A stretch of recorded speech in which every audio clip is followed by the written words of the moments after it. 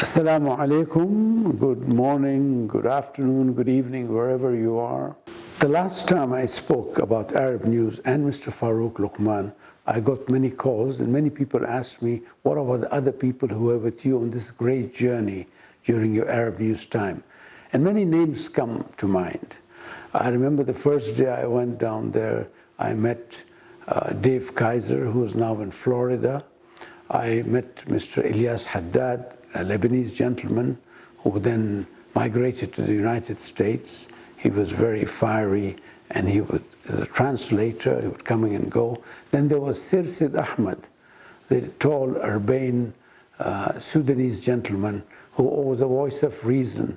He worked in the Saudi business, but then I would always ask him questions and take his advice and ask him to translate some of the stuff from Arabic to English and English to Arabic. I was fortunate to meet him this year when I was in Canada last June. He's still doing well. He was a man who was focusing always on the Saudi development and Saudi economics, and was a great boon for us. He worked in the Arab News and he also worked in the Sharq al-Awsat, and later on he wrote for Iqtisadiyya. Other names come to mind, Mr. Ram Narayan, and there were two Rams, and there was Mr. Ram Kumar. Ram Kumar was a reporter who could get any story done, and he would write and come back with it, and needs little editing. Mr. Ram Narayan started with sports, but over the years he gradually became more and more knowledgeable about the whole newspaper, and then he could edit the political page, the economy page, the sports page. Such was the power of the paper that the people in the paper began to evolve and come into other areas that they were not familiar with, because we were a small paper, we were growing up, and as we were growing up, we were hip shooting. I remember with Mr. Ram Kumar, I had asked him to go with me to see Sheikh Ahmed al-Jaffali, the late Sheikh Ahmed al-Jaffali, for an interview. Sheikh Ahmed al-Jaffali was one of those people who never spoke to the media. He was very quiet, a very sensible person. He was a man of dignity, and also because of our family connections, he agreed to give Arab News an interview. And I went with him. We did the interview, Mr. Ram Kumar. In those days, we had those old tape recorders, and after the interview, we went back. Mr. Ram Kumar put the tape in his car, and somehow the other that night, somebody broke into his car and stole the tape. And it was a horror night for me. How could I go back to Sheikh Ahmed Jaffali and ask him for another interview? But anyway, I went back to him, and after he gave the interview, he smiled, when I told him. And after he gave the interview, he said, please put the tape in your pocket so that it will not be stolen again. To me, that was a great thing from a great man. Ram Kumar was very good. He was a person who was totally committed to the newspaper. He got along well with people, and I remember he had a humane touch about him. He would help people whenever there were any problems or issues, even regarding people within the paper or outside. Ram was the good Samaritan. More people come to mind. There was Javed Jivani, who was there before I was. He was a man with a wry sense of humor, very thin, must have weighed about 30 kilos, always wore the same clothes again and again. But then we discovered that he had 5 shirts that were blue and 4 pants that were gray. So it was not the same pant that he was wearing for the whole year. Jivani had a great and a very intelligent look at what was going on in the media. He would come with great headlines. Once when Michael Foot, the British Foreign Secretary, said something or spoke something on a plane, the headline was, Michael puts the wrong foot forward. Once also there was a great headline that got us fame, there was a family in Jeddah that was in the food business, and their name was Bad Kook in Arabic. So in English it would be Badkook. And they did well in their business. So the headline in Arab news was, Bad Cook thrives despite name. So these were the things that he used to come up with and play and juggle with words. And I truly enjoyed his stay down there. He would always have a sense of humor, never let anything get him down, always had a chuckle that, you know, one would remember still now, come up behind some people, play the fool with others, but he did add color. 2 or 3 other people in the editorial page, P.K. Muhammad, who was a great op-ed page maker. There was the other gentleman, Mr. Koya, who would write great editorials. And then there was Michael Cousins. Michael Cousins was a member of the British Liberal group, a great guy, impeccable English. And all these 3 were my forwards. They were the attack team. They could write on anything at any time and at any moment. And thus Arab News would have had great editorials, free from prejudice, focusing on issues that were local or international. They also taught the young people and the young Saudis who came in the art of writing editorial, because an editorial, as every one of you knows, is just not an article. So these 3 were great people. I went to India and met Mr. P.K. Muhammad. Sadly, he's no more. Michael now is in Paris. Mr. Koya is in Kerala. So when one talks about the Arab News, one also should not forget these forwards. There were others who were in the reporting business. Khalid Nazir was one of our reporters. He was covering the Gulf War along with Saeed Haider, whom I'd earlier spoken about. Then there was Mr. Wahib Ghurab, who worked with the Sharq al-Awsat, but we used to call him the roving political correspondent because he had an insight. And I'm grateful to Wahib, because Wahib was at one stage based in Bahrain, and through Wahib I came to know many of the senior officials of the Gulf. From Oman to Kuwait, Wahib was well known before. So Mr. Ghurab, or Mr. Grab, as the Americans called him, he was always there helping, guiding, giving the Arab viewpoint. And Ghurab played a big role in the Gulf War. I mean, he was everywhere. And he would write and talk and get snippets from people, meet small officials, big officials, go to the governor in the Eastern Province. So these were the things Ghurab did, and we miss him. He's still there, hidden away from the public eye for the moment, but I do hope and pray that he will be seen one day, and we will be able to have a long chat about his role, about other people's roles in the Arab News that was formulating itself and being known widely, and its coverage being viewed across the globe.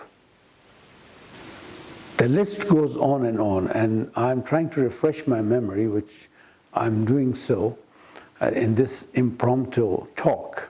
But anyway, we had Saeed Haider in the Eastern Province. I had spoken about him before. He could do anything. He would promise many things, deliver on some, not deliver on some, but he always had a convincing smile. The ever chain-smoking person. He played a pivotal role in the Gulf War and other wars. He was in the Eastern Province, or man in the Eastern Province, moved around, and when he was there, you were assured that there was some good story coming up. He covered Aramco, SABIC, Jubail, Bahrain, and in fact, he was also a colorful character. He was involved in many shenanigans down there, fixed up many problems within the community, both the Indian, the Pakistani, the Sri Lankan, and even the Saudi community. He did a lot down there and raised the profile of Arab News. A gentleman that comes to mind and whom I'll never forget and who I always talk to once in a while using modern technology, Signal and the WhatsApp, is Javed Hassan. I joined Arab News, he was there. And when I went to Riyadh, we were in the old Malas Place 2 room with Mr. Amr Hafiz as the director of the office. And Javed was nice. He had great English writing skills, and was nice, talking all the time in a very polite and a calm and sober fashion. He would never raise his voice. Sometimes I had to, push my ears right next to his mouth to listen to what he was saying. But Javed was a man who commanded respect among the Saudi elite in Riyadh. He knew every businessman. They would always call him whenever they had an annual report, whenever they needed something to be given to the press.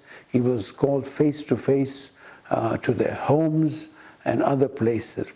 The thing that struck me about Javed, he always wore a brown suit. So we call him the man in the brown suit. All over these years, Javed never complained, he never moaned, he never said anything. Whatever story was given, he would write. He was good in in the economic field, or he was good in, once in a while he wrote a sports story. Such was his caliber and his character. And when he wanted to retire and go back, we were very, sad. And Mr. Ahmed Mahmoud, who later on joined Arab News, said, we will let you go on one condition, that you will give us your brown suit. So Javed came from Riyadh, had the brown suit, and we hung it in the office to remind us of him, because that was his brown suit. He also had a maroon suit. So, this was the type of people who had, these were characters that, you see, had an imprint on the whole story of Arab News. They had their whims, their caprices, they had their weaknesses, they had their strengths, but they left an everlasting impression of themselves. And when you read the stories of great papers across the globe, whether it's the Times or in London or the Guardian, the New York Times, you will find similar characters in those newspapers. And Javed Hassan would be there a similar Javed Hassans would be there in many other newspapers around the globe. Another person I would like to mention who played a pivotal role over the years in Arab News was Mr. Shahid Birnie, who was often referred to as Edgar Hoover, the long-serving head of the FBI. Birnie could do anything. While he was not an editor, he would get stories, he would help editors, he would get visas for people. In those days, when some visas were impossible to get, Mr. Birnie would go to the consulates and the embassies and get them for them under any pretext. So he was the first port of call for anyone in trouble. If somebody's salary was delayed, they would go to Mr. Birnie. And of course, salaries were not delayed, but due to technical errors or whatever happened, Birnie was there. To me, he was steadfast. And he also, sometimes shot off more than he could chew, or bit off more than he could chew. Once when the chairman of the Saudi Research and Publishing Company, the late Prince Ahmed bin Salman, came to visit our offices during the Gulf crisis, the invasion of Kuwait, and I told him that Mr. Birnie can do anything, and Mr. Birnie volunteered and said, I can even get you Saddam. And there was shock and horror in the newsroom. And I looked at Mr. Birnie. And then he just said, I'm Edgar Hoover. Anyway, Prince Ahmed bin Salman was a man who was very flexible and took to humor in his own kind way, smiled, and said, go get him. And that was the end of Mr. Birnie's meeting with the chairman. He could, be helpful in many ways. He tried to help people. Sometimes people would accuse him of being bossy. He would guard my office, not allowing people to come in.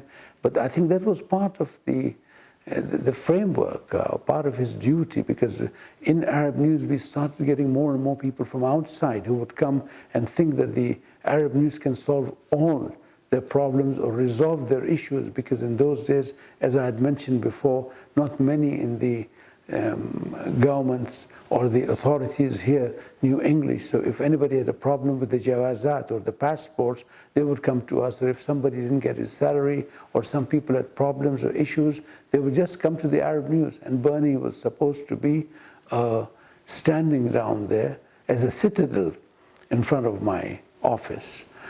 He was liked by many. Some people were upset with him, but then he had a good heart. He had good intentions, and he helped so many people. He helped Saudis, he helped non-Saudis, and for him, Arab News was and will always be a haven for him, where he resided in that place, where he gained, where he gave, and where he felt comfortable. That was his comfort zone. Unfortunately, he had to go. In India, he's still there. I spoke to him a few days ago. His daughter got married. Bernie of the past, still there. And while talking to him, you will always get a blast from the past. And this is no pun intended, because he will always remember, and he also has so many records that I don't even have. And I said, Mr. Bernie, what were you doing all the time, collecting all this data, the snippets, the clippings and all, and pictures? And surprisingly, he gave me a picture of me with Mr. Adil Jubair, who in those days used to come from the embassy in Washington getting people, and he gave me a picture of me with Mr. John Sununu, who's the White House Chief of Staff, and I have it with him. So I said, Mr. Bernie, you, to me, are one of the archives of the Arab News. So thank you, Mr. Bernie. Thanks to all of you people who made the Arab News journey a great journey, and more of it to come to you later on.